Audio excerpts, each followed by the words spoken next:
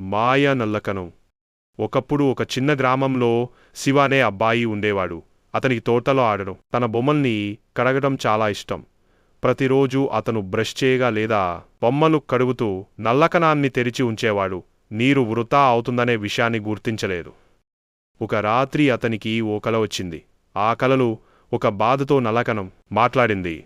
శివా, నువ్విలా నీటిని వృథా చేస్తే ఒకరోజు నేను పూర్తిగా ఎండిపోతాను. ప్రజలు, జంతువులు, చెట్లు అందరికీ నీటి అవసరం ఉంది. దయచేసి నన్ను సేవ్ చేయి. శివ భయంతో లేచాడు. నాటి నుండి నల్లకణాన్ని గట్టిగా మూసివేయడం, బకెట్తో పట్టుకొని పనిచేయడం మొదలుపెట్టాడు.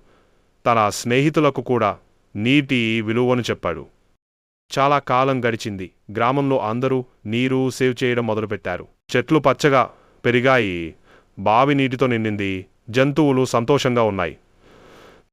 భూమి నవ్వింది. నీటిని సేవ్ చేస్తే భవిష్యత్తు కాపాడినట్లే.